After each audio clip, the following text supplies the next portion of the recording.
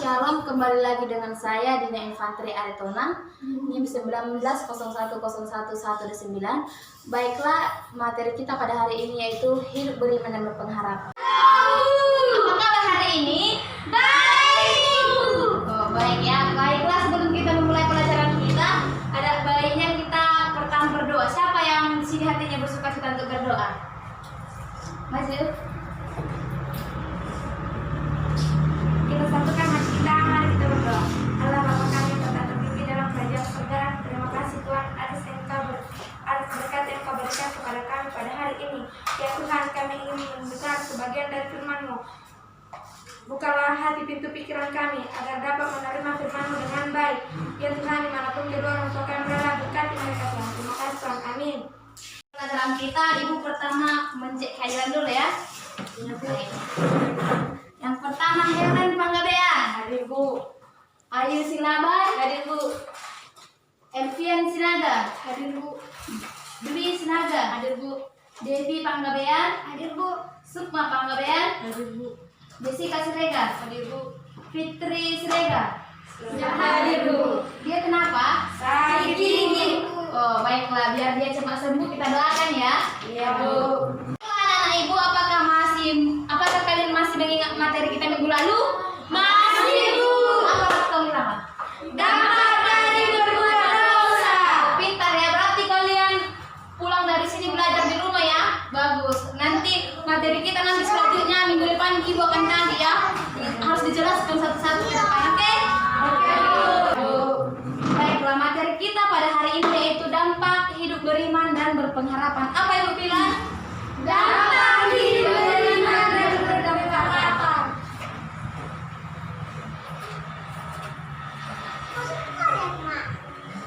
Dampak hidup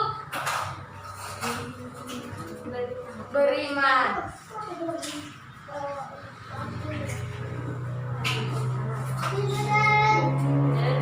Dan berpengharapan.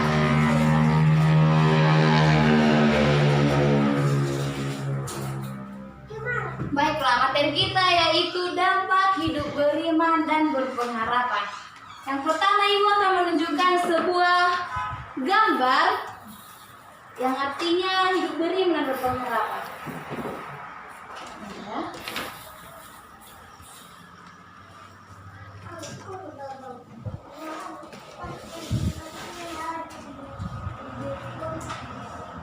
Baiklah. Ini gambar apa? Perahu dan ini apa? Dayu. Baiklah. Di sini tanpa dayung perahu bisa nggak berjalan? Enggak kan? Pasti perahunya terombang ambing. Tidak memiliki arah dan tujuan yang jelas. Nah, begitu juga dengan kita. Fungsi iman dan pengharapan itu diibaratkan seperti perahu dan dayung. Jika kita tidak memiliki pengharapan dan iman, maka hidup kita tidak akan memiliki arah dan tujuan. Baiklah, kita akan belajar. Kita buka kitab kita dari Ibrani 11 ayat 1. Sudah dapat? Baiklah, Ibrani 11 ayat 1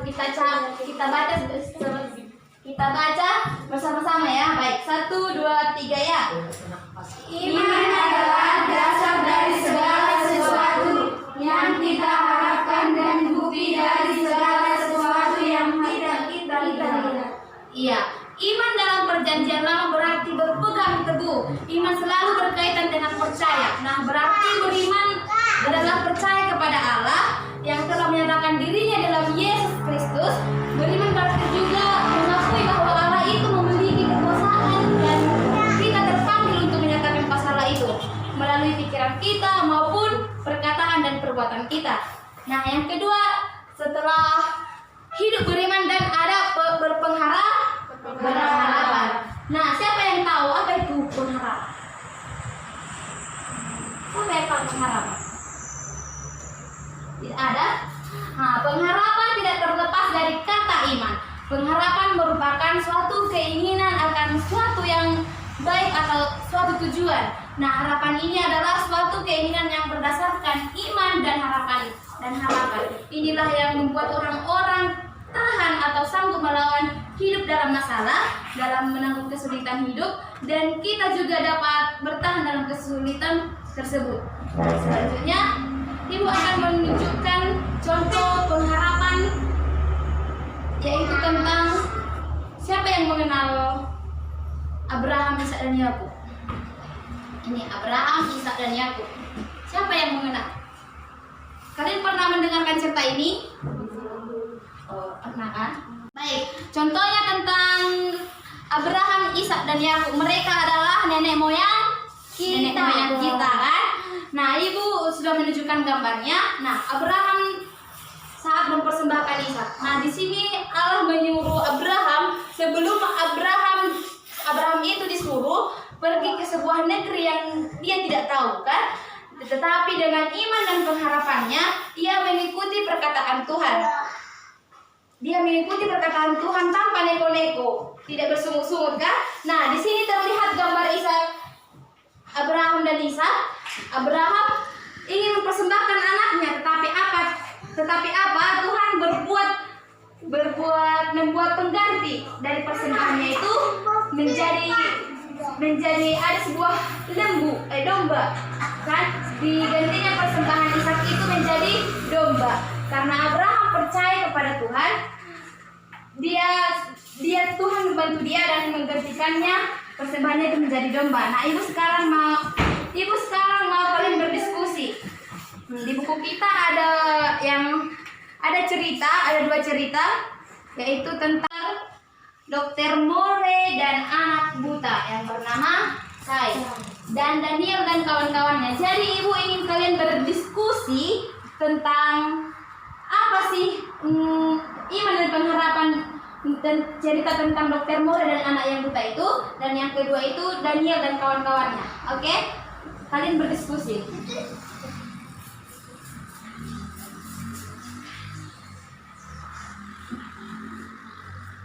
Oke.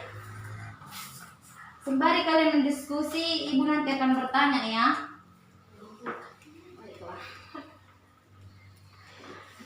Oke, sudah bisa? Oke, yang pertama ibu ingin bertanya kepada Elvia. Apa yang bisa kita dapatkan dari cerita Daniel dan kawan-kawannya, atau Sabrak dan Abednego? Yang bisa saya ambil dari cerita Daniel dan kawan-kawan adalah mereka hidup berpengharapan sehingga mereka keluar dari perapian dengan senang dan selamat. Baiklah, itu dari jawaban dari Elvian. Yang selanjutnya ibu akan bertanya kepada Dwi. Kepada Dwi. Nah, sekarang apa yang bisa kita ambil dari cerita Dr. More dan anak kecil buta yang beriman dan berpengharapannya? Yang dapat saya ambil dari cerita tersebut yaitu memiliki pengharapan yang besar sehingga dapat mengoperasi dan sembuh dari penyakitnya. Oh, itu ya betul, itu jawaban dari Dwi Sinaga ya. Baiklah.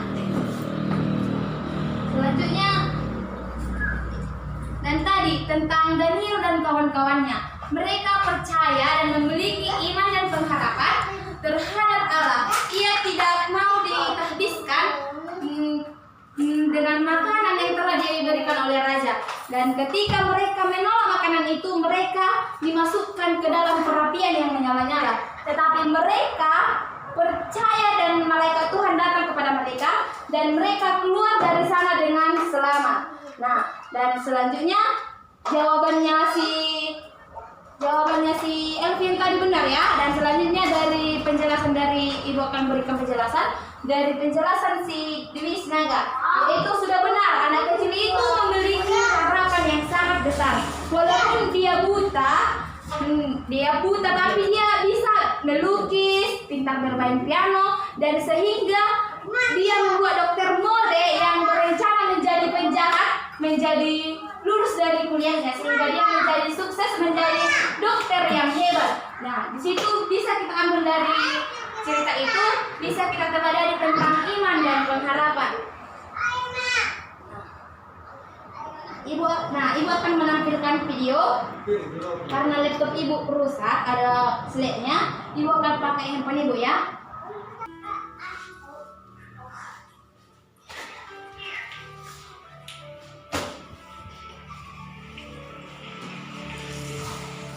Kita perhatikan ya. Murna maju ke depan.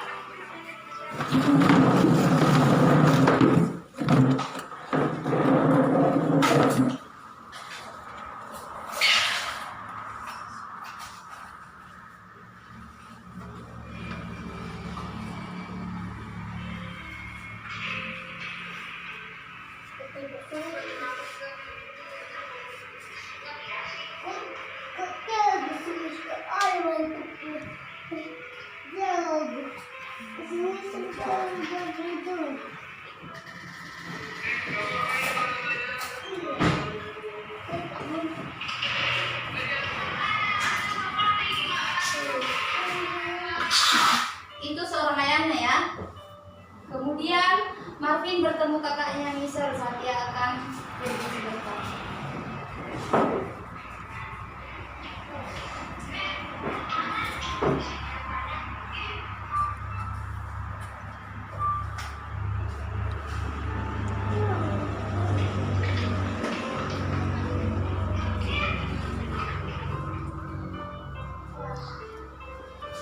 Tetapi Michelle sebenarnya sedang mengalami penyakit dan teman kita saksikan ya. Dia pingsan di tengah jalan.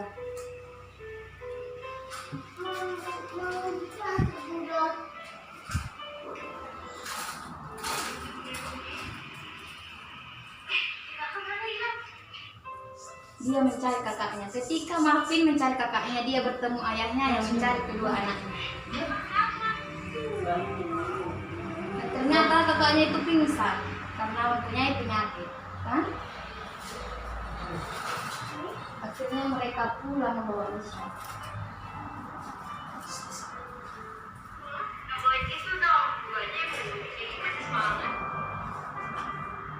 Kakaknya menyemangati adiknya.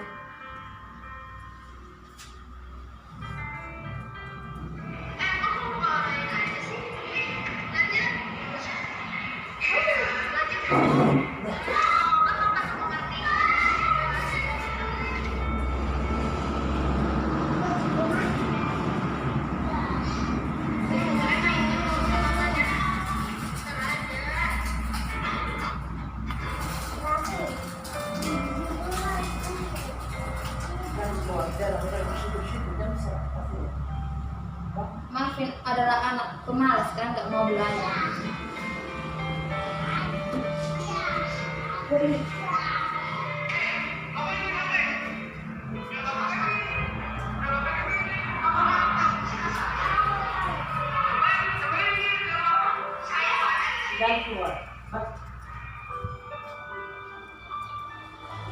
Dan selama ini Marvin malas belajar karena dia sulit dan dia merasa putus asa dalam berharap mendapatkan nilai bagus. Tetapi Marvin heran melihat kakaknya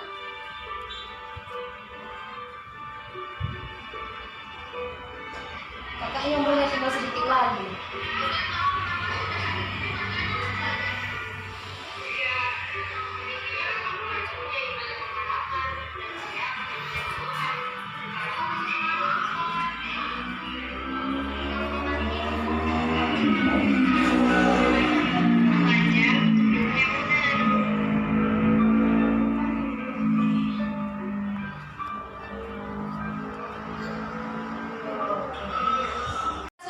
Videonya kan kita bisa berpengharapan walaupun kita sekarang kan siapa yang harus belajar, bergiatlah belajar agar menggapai cita-cita kita.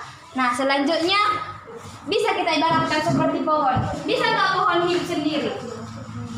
Nah, tidak kan? Jadi pohon itu bertumbuh pasti ada pendukungnya. Contohnya tanah, air, tidak kan? Tanah, air, dan itu akan membuat pohon itu bertumbuh. Tanpa pendukungnya itu dia tidak bisa bertumbuh, dia pasti akan mati. Nah, begitu juga dengan kita. Dengan kita kan kalau tanpa berdoa, membaca firman, membaca Alkitab kan tidak bisa hidup bertumbuh. Dan yang paling penting yaitu kita harus meminta pertolongan Roh Kudus untuk menerangi hati kita dan pikiran kita. Nah, selanjutnya sesuai dengan materi kita, dampak hidup beriman dan berpengharapan. Nah, bagaimana sih iman dan pengharapan kita dapat bertumbuh? Dengar ya. Bagaimana kan? Yaitu dampak hidup beriman dan berpengharapan yang pertama yaitu tidak mengandalkan diri sendiri tetapi mengandalkan Tuhan. Nah, yang selanjutnya setia, taat, sanggup bersukacita dalam kesesakan, bersanggup bertahan dalam penderitaan, berani bersaksi, percaya segala sesuatu. Nah, nanti bisa dibuka di bukunya halaman 30 ya, bisa dibaca dan minggu depan Ibu akan bertanya. Dan apa itu yang Ibu bacakan tadi dihafal ya atau dipahami. Nah, selanjutnya bagaimana janji Allah kepada orang yang berharap kepadanya? Ada janji-janji Allah kepada kita. Kita berharap kepada Allah dan ada janji Allah kepada kita. Yang pertama yaitu tidak akan dikecewakan. Pasti kita tidak akan dikecewakan Allah kan? Nah, yang kedua tidak akan dipermalukan, tidak memperoleh pertolongannya dan memperoleh berkat-berkatnya. Nah, begitu janji Allah kepada orang yang berharap kepadanya. Dan ada juga yang di buku kita halaman 41 bisa dibaca ya.